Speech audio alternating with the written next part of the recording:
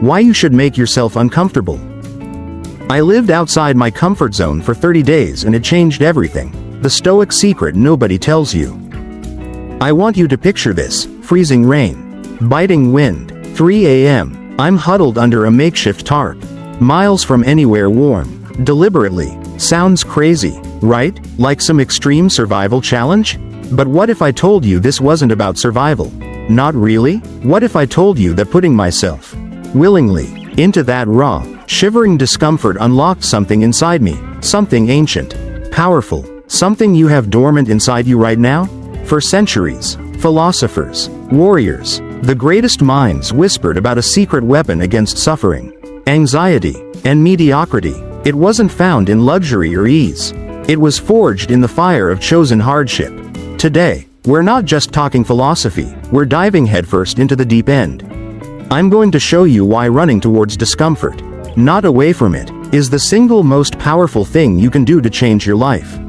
Starting right now, forget everything you think you know about happiness.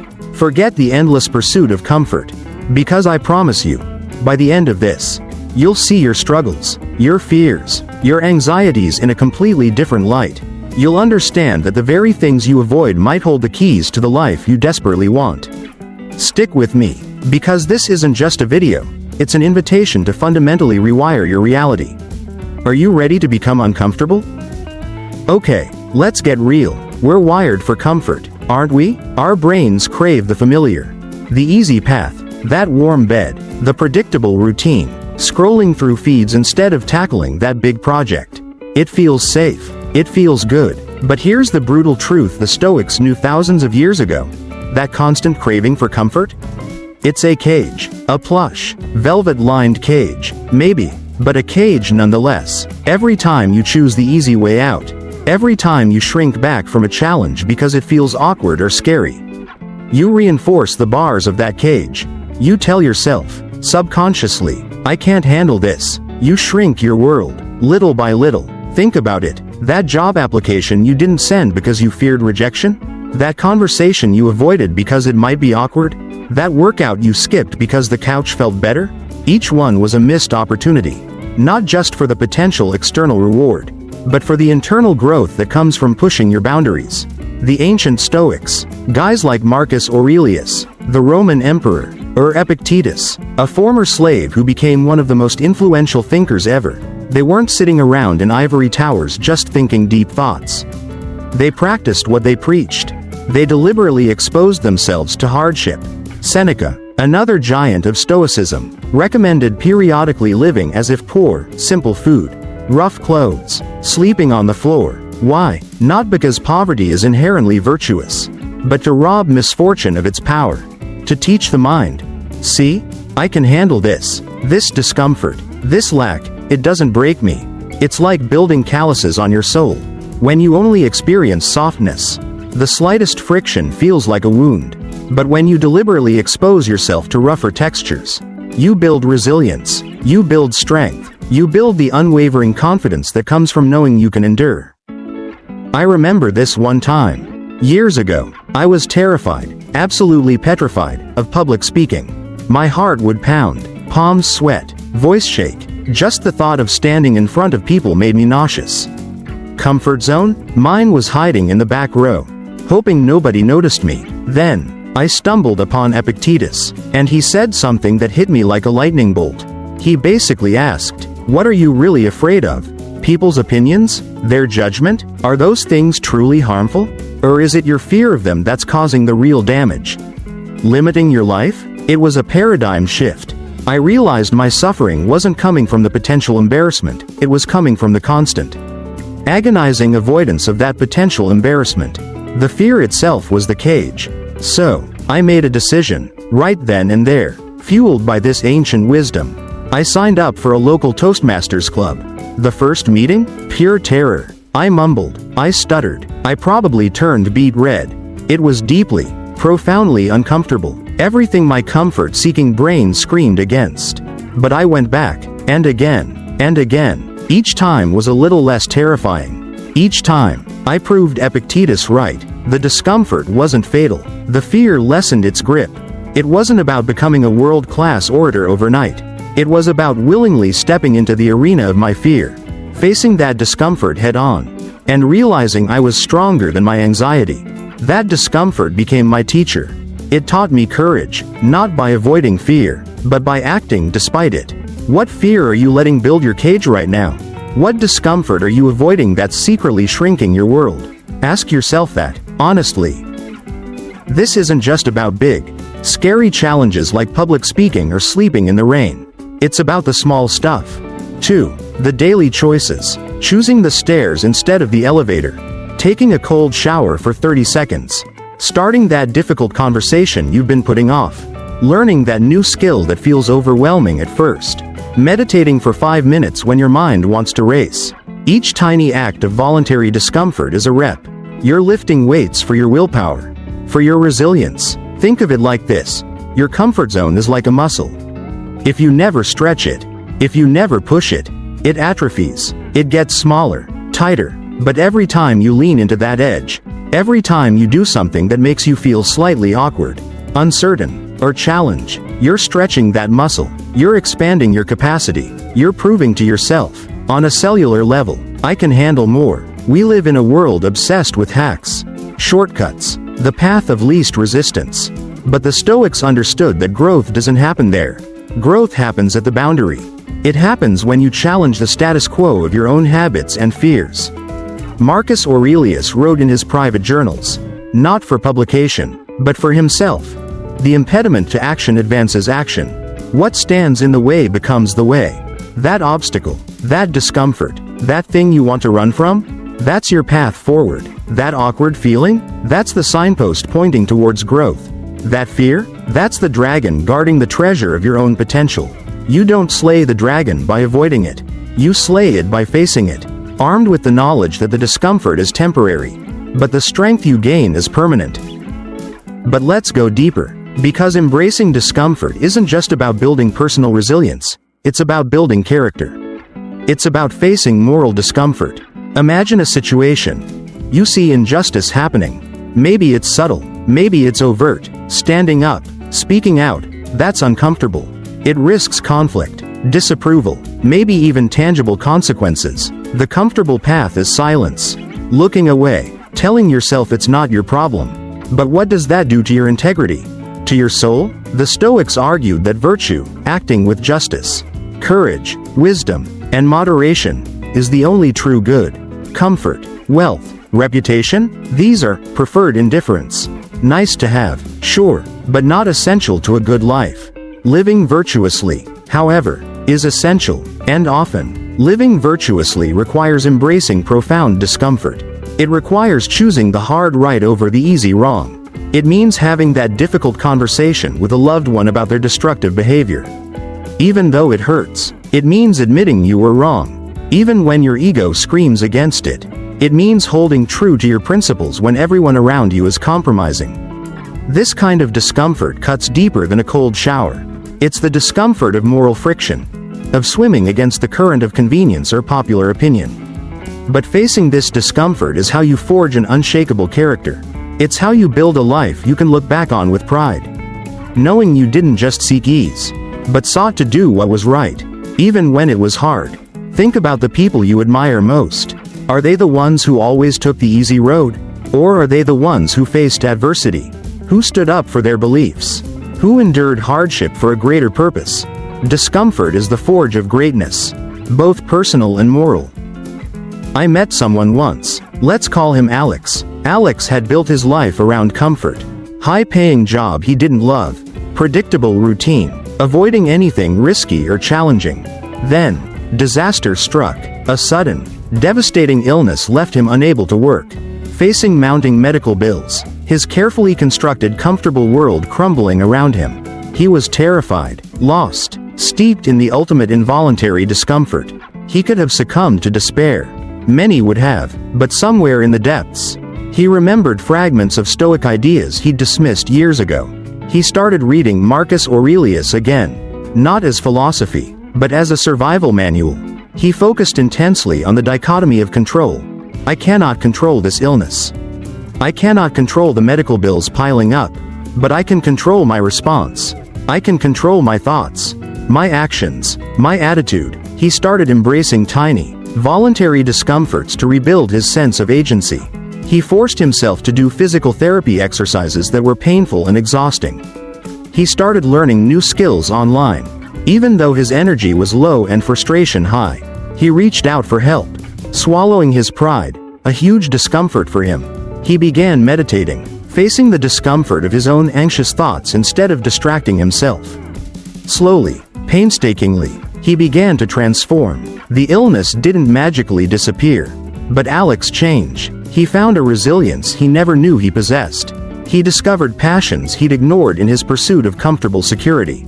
He started a small online business based on his new skills, finding more fulfillment in that struggle than he ever did in his cushy corporate job. He told me, losing everything I thought I needed, being thrown into that hell of discomfort, it was the best thing that ever happened to me. It forced me to find out who I really was. The comfort wasn't living, it was waiting to die. The discomfort, the struggle, that's where I actually started living. Alex's story isn't about toxic positivity. It's about the raw power of embracing hardship, voluntary or involuntary, and using Stoic principles to navigate it. It's the ultimate proof. What stands in the way becomes the way. The obstacle was his path to a more meaningful life. The discomfort wasn't the enemy, his resistance to it was. By finally leaning in, he didn't just survive, he thrived in a way his comfortable self could never have imagined. What obstacle in your life right now, what source of discomfort, could actually be your path forward if you just changed your perspective? Okay, we've seen how leaning into discomfort builds resilience, expands our capacity, and even forges character. We saw how Alex turned catastrophe into transformation by embracing the uncomfortable. But what if I told you there's another layer? A way to use discomfort not just to endure, but to actually increase your appreciation for everything you already have, multiplying your baseline happiness in ways you can't even imagine? What if the secret to lasting joy isn't getting more, but strategically experiencing less? The shocking Stoic gratitude hack. Why freezing showers and skipping meals makes you happier than billionaires. You heard that right. How can deliberately making yourself uncomfortable, like taking that freezing shower or occasionally fasting, possibly make you happier? It sounds completely backward in our pleasure-seeking world. But think about the Stoic practice Seneca recommended, periodically living simply. Experiencing voluntary poverty. The goal wasn't self-punishment. It was recalibration. Our senses, our minds, they adapt. It's called hedonic adaptation. You get that new car, that raise, that bigger house. It feels amazing at first, right? But then, it just becomes normal. The baseline resets. The initial joy fades. You need the next thing to feel that same rush. We're constantly chasing a receding horizon of happiness. The Stoics knew this 2,000 years ago. Their antidote? Don't just chase more, better, faster. Instead, intentionally step back, experience a little less. By willingly enduring mild, temporary discomfort, you shock your system out of that hedonic treadmill. Suddenly, that warm shower feels like a luxurious spa treatment. A simple meal tastes like a feast. Your comfortable bed feels like a cloud. You regain your appreciation for the everyday luxuries you'd started taking completely for granted. It's like negative visualization in practice. Instead of just imagining losing things, you temporarily remove them or experience their opposite. That contrast is incredibly powerful. I started doing this with small things. A 30-second blast of cold water at the end of my shower. Skipping a meal occasionally, intermittent fasting, but framed through a Stoic lens of appreciation. Sleeping on the floor once a month. Purposefully leaving my phone in another room for an evening. Each time, the initial feeling is, this is uncomfortable. But the after effect? A profound sense of gratitude for the warmth, the food, the comfort, the connection I usually just gloss over. It's a happiness hack that doesn't require buying anything or achieving some external goal. It just requires a willingness to step slightly outside your thermal, nutritional, or habitual comfort zone. You stop taking the good things for granted because you've briefly touched their absence. Try it. Just pick one small thing. For 1 week, take the stairs instead of the elevator every single time. Notice the discomfort, the burning legs, the slight breathlessness. But then, Notice how much more you appreciate the option of the elevator next time. Or just the simple act of walking on level ground. Notice how you feel slightly stronger, slightly more capable. It's a micro dose of voluntary hardship, recalibrating your appreciation settings. Now, let's talk about growth in a different sense: learning, mastery, getting good at something. Anything worthwhile requires pushing through discomfort. Think about learning a musical instrument. Those first few weeks, your fingers hurt. The sounds you make are awful. You feel clumsy and inadequate. The comfortable thing to do is quit. To say, "I'm just not musical," but sticking with it, embracing the discomfort of sounding bad, of practicing scales when you'd rather play songs, of feeling frustrated. That's the only way to get better. The discomfort is the price of admission to skill. It's the same for learning a new language, coding, starting a business, getting physically fit. There's always a phase, often a long phase, of awkwardness, confusion, and struggle. This is the discomfort zone of learning. Our brain wants to retreat to what it already knows, what feels easy. But neuroplasticity, the brain's ability to rewire itself, is stimulated by challenge, by novelty, by effort. When you push yourself to understand a difficult concept or master a complex movement, you are literally forging new neural pathways. You are building a better brain. The Stoics would call this pursuing wisdom and excellence. They believed we have a rational nature, and fulfilling that nature involves learning, growing, and improving ourselves. Avoiding the discomfort of learning is avoiding our own potential. I see this all the time. People want the results of skill, the fluency in Spanish, the ability to play guitar by the campfire, the successful business, but they're unwilling to pay the price in discomfort. They dabble, hit the first real wall of frustration, and retreat to the comfort of good enough, or it's too hard for me. What if you reframed that frustration? What if, instead of seeing it as a sign to stop, you saw it as proof you're actually learning? As Marcus Aurelius might say, the obstacle, the difficulty, the confusion, is the path to mastery. When you feel that mental strain, that desire to give up, recognize it, don't run from it, lean into it. Tell yourself, this discomfort means my brain is changing. This means I'm growing. Break the task down. Sure, be patient, yes, but don't let the feeling of discomfort be your master. Let it be your fuel. Ask yourself, what skill have you abandoned because the learning process felt too uncomfortable? What could you achieve if you were willing to endure that initial phase of struggle? Okay, physical discomfort like cold showers, or cognitive discomfort like learning a new skill, those are challenging. But perhaps the deepest, most transformative area to apply this principle is emotional discomfort. This is where the real dragons live. I'm talking about vulnerability, about having those raw, honest conversations, about asking for help, about receiving criticism or negative feedback without getting defensive, about facing uncomfortable truths about ourselves or our relationships. Our ego hates this. It wants to protect itself, to maintain its image, to avoid anything that feels like weakness or exposure. Being vulnerable feels incredibly uncomfortable because it risks judgment, rejection, misunderstanding. Giving honest, constructive feedback to someone else feels uncomfortable because it risks hurting their feelings or damaging the relationship. Receiving feedback, especially when it stings, feels uncomfortable because it challenges our self-perception. Facing the truth that maybe we are part of the problem, that we need to change, is perhaps the pinnacle of emotional discomfort. The easy path? Avoidance. Build walls. Pretend everything is fine. Blame others. Numb ourselves with distractions. But what does this cost us? It costs us authentic connection. It costs us growth. It costs us the chance to heal relationships and ourselves. The Stoics championed self-awareness and ruthless honesty. Marcus Aurelius filled his journal with self-examination, questioning his own motives, his reactions, his flaws. This requires immense courage, the courage to sit with uncomfortable feelings, to look in the mirror and not flinch. Think about a relationship in your life that feels strained or stuck. What difficult conversation are you avoiding? What vulnerability are you unwilling to show? What feedback are you resisting? Choosing the discomfort of honesty and vulnerability, even when it feels terrifying, is often the only way to break through stagnation and build deeper, more resilient connections. It's like lancing a wound. The process is painful, uncomfortable, but necessary for healing. Letting it fester under the surface, avoiding the discomfort of treatment, only leads to greater suffering down the line. When someone gives you feedback, even if it's delivered poorly, can you practice the discomfort of listening? Of searching for the kernel of truth instead of immediately building defenses? Can you practice the discomfort of apologizing sincerely when you've messed up?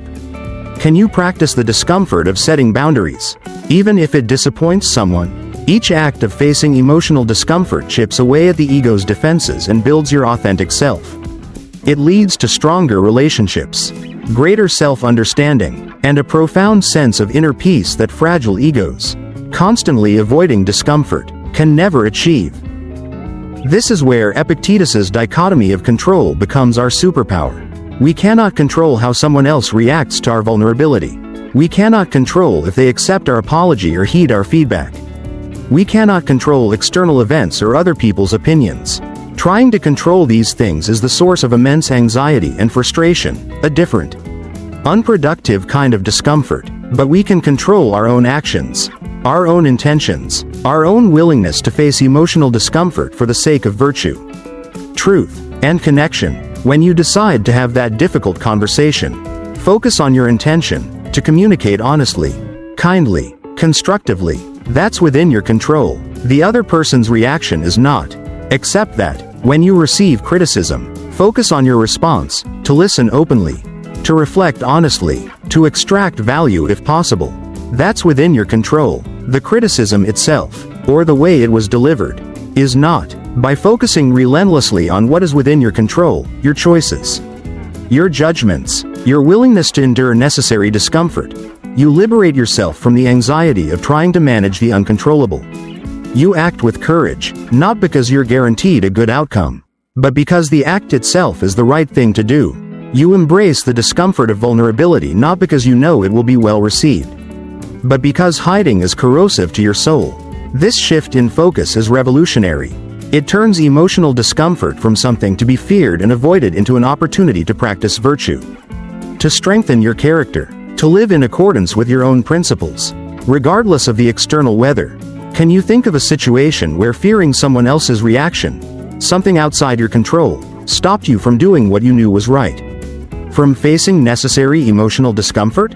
What if you focused only on your side of the equation? So, we see this pattern emerging, right? Voluntary, chosen discomfort builds resilience, deepens gratitude, accelerates learning, and fosters emotional maturity and connection. It puts us in the driver's seat. We are choosing the hardship, defining the terms, learning the lessons on our own schedule. But what's the alternative? The alternative is waiting for involuntary discomfort to hit us. And trust me, it will. Life guarantees it. Illness, loss, failure, betrayal, disappointment. These things are unavoidable. If you've spent your whole life religiously avoiding even mild discomfort, how prepared will you be when the real storms come? You'll be like a plant grown in a sterile greenhouse suddenly exposed to a hurricane. You'll lack the roots, the resilience, the inner fortitude forged only through facing challenges. The Stoics called this premeditatio malorum, the premeditation of evils. Not in a morbid way, but in a practical way. By contemplating potential hardships, and even simulating them through voluntary discomfort, you inoculate yourself. You reduce the shock and fear when things inevitably go wrong. You've practiced, you've trained, you know, deep down, that you can endure far more than your comfort-loving brain wants you to believe. Choosing discomfort now is an investment in your future self. It's training for the unavoidable difficulties of life. It's the difference between being a fragile vase, shattered by the first bump, and being a resilient ball, bouncing back from impact. Every cold shower, every difficult conversation, every frustrating learning session, every act of stepping outside your comfort zone, it's a deposit in your resilience bank account. You're building reserves of strength, courage, and adaptability. So when life throws you that inevitable curveball, you won't crumble. You might stumble, yes, but you'll know how to get back up. You'll have the calluses on your soul. You'll have the memory of past discomforts overcome. You'll have the Stoic tools sharpened and ready. Don't wait for life to force you into discomfort unprepared. Choose it now. Choose growth. Choose resilience. Choose to become anti-fragile. We've journeyed through building resilience, hacking gratitude, mastering skills, and navigating deep emotional terrain by embracing discomfort. We understand it's not about self-punishment, but strategic self-improvement in preparation. But now, we arrive at the core. What if embracing discomfort isn't just about becoming stronger, happier, or more skilled? What if it's the key to unlocking something even more profound, genuine freedom? What if the relentless pursuit of comfort is actually the ultimate form of slavery, and true liberation lies on the other side of fear? The comfort trap. Why your desire for ease is enslaving you, and the Stoic path to true freedom. Slavery.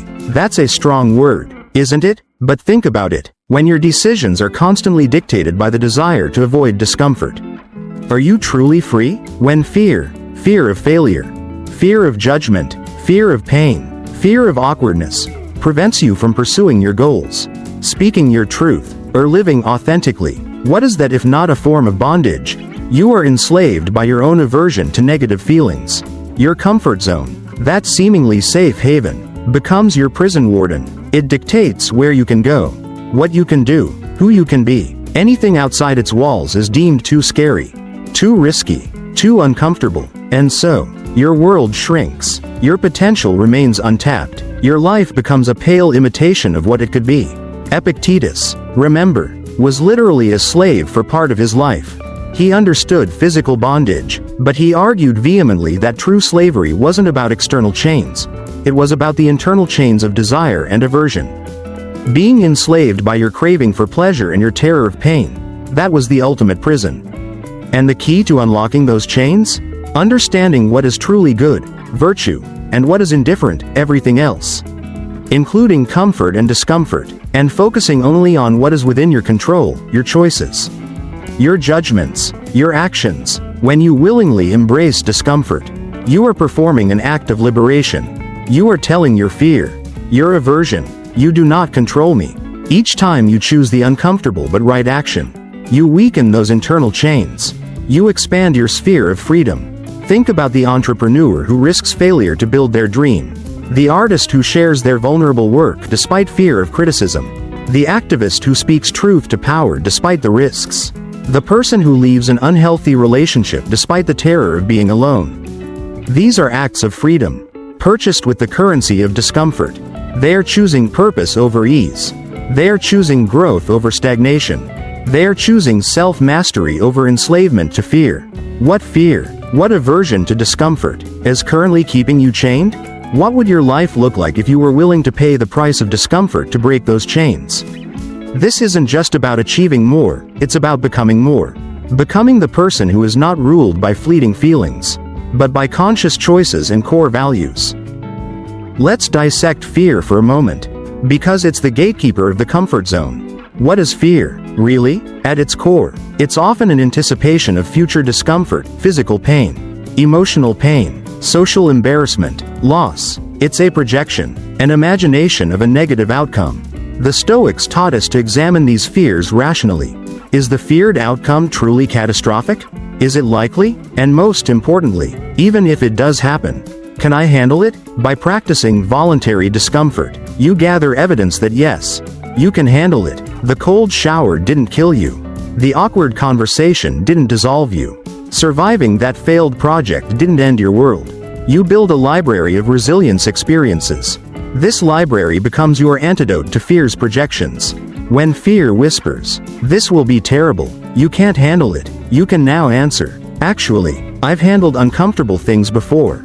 I felt fear then too. But I acted anyway. I survived. I grew. I can handle this too." Fear often thrives in the gap between the known and the unknown. By willingly stepping into the unknown, into discomfort, you shrink that gap. You replace fearful speculation with lived experience. You learn that the anticipation of discomfort is often far worse than the reality. Mark Twain supposedly said, "I've had a lot of worries in my life, most of which never happened." The Stoics would agree. We suffer more often in imagination than in reality. Embracing voluntary discomfort is a way to ground ourselves in reality, to test our fears against the tangible world, and often, to find them wanting. It's exposure therapy for the soul. You expose yourself to manageable doses of what you fear, or the feeling associated with it. And the fear gradually loses its power. You are systematically desensitizing yourself to the tyranny of anticipated discomfort. So, the next time fear tries to lock you in your comfort zone, ask yourself, is this fear based on reality? Or is it just an uncomfortable feeling I'm unwilling to experience? What's the actual worst-case scenario? And even if that happens, how would I cope? How have I coped with discomfort before? Use reason. Use your past experiences of resilience to challenge the fear. Don't let the feeling of fear be the deciding factor. Let your values, your goals, your rational judgment guide your actions. That is the path to freedom. Why endure all this discomfort? Why face fear? Why push boundaries? For what ultimate purpose? The Stoics would say, to live a life of virtue and fulfillment. To flourish as rational, social beings, and often, the most meaningful pursuits in life are intertwined with discomfort. Think about raising children. It involves immense discomfort, sleepless nights, worry, difficult conversations, sacrifice. Yet, for many, it's one of the most meaningful experiences imaginable. Think about pursuing a challenging career that helps others or contributes something valuable to the world. It demands effort, resilience, dealing with setbacks, all forms of discomfort. Yet, the sense of purpose derived can far outweigh the ease of a less demanding path. Think about training for a marathon, mastering a craft, or dedicating yourself to a cause bigger than yourself. All involve struggle, all require pushing through discomfort. But they offer something comfort can never provide, a sense of meaning, accomplishment, and deep fulfillment. Viktor Frankl, a psychiatrist who survived the Nazi concentration camps, observed that even in the most horrific conditions imaginable, the absolute extreme of involuntary discomfort, those who found meaning, those who had a why to live for, were more likely to endure. He wrote, "He who has a why to live for can bear almost anyhow." Voluntary discomfort helps us discover our why. By pushing our limits, we find out what truly matters to us. By facing challenges, we clarify our values. By choosing purpose over ease, we craft a meaningful life narrative. Comfort, on its own, is empty. It provides no narrative, no growth, no deep satisfaction. Meaning is often forged in the fires of struggle. If you feel adrift, lacking purpose, maybe the answer isn't to seek more comfort or distraction. Maybe it's to seek a worthy challenge. Something difficult, something demanding, something that requires you to step way outside your comfort zone. Find a why that justifies the how of discomfort. That why could be personal growth, helping others, mastering a skill, living by your principles, or contributing to something larger than yourself. When you have a powerful enough why, the discomfort becomes not just tolerable, but meaningful. It becomes the necessary path towards your chosen purpose. What is your why? What purpose would make enduring discomfort worthwhile for you? So, here we are. We've journeyed from freezing rain to the depths of emotional vulnerability, all through the lens of embracing discomfort. We've seen it's not masochism, it's a strategic tool for resilience, gratitude, learning, character building, freedom, and finding meaning. It's the Stoic secret weapon against a life of quiet desperation, trapped within the shrinking walls of the comfort zone. The choice, ultimately, is yours. Every day, in countless small ways and occasional big ways, you stand at a crossroads. One path leads to comfort, ease, predictability. It feels safe, familiar, and requires little effort, but it often leads to stagnation, regret, fragility, and a life lived within narrow limits, enslaved by fear. The other path leads through discomfort. It requires courage, effort, and a willingness to face fear and uncertainty. It feels awkward, challenging, sometimes even painful, but this path leads to growth, resilience, skill, strength of character, freedom, and a life rich with meaning and purpose. It leads to discovering what you're truly capable of. Which path will you choose? Will you continue to let the fear of discomfort dictate the terms of your life? Or will you consciously, deliberately, choose to step outside your comfort zone? Again and again, knowing that this is where true living happens. Remember Marcus Aurelius facing the dawn, reminding himself he had to get up and do the work of a human being. Even when his warm bed felt comfortable, That's the daily choice. It's not about becoming reckless or seeking out danger unnecessarily.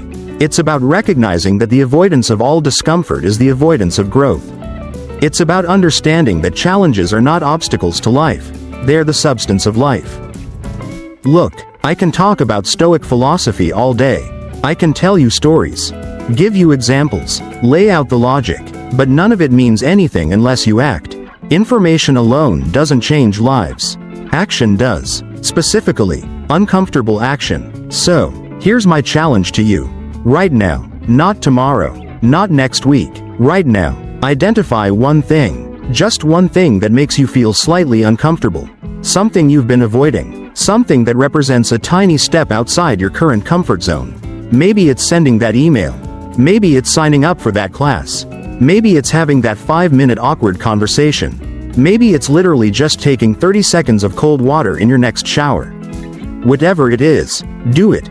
Do it today. Feel the resistance. Feel the awkwardness. Feel the fear. And do it anyway. Because on the other side of that discomfort isn't disaster. It's a stronger, freer, more resilient version of you waiting to emerge.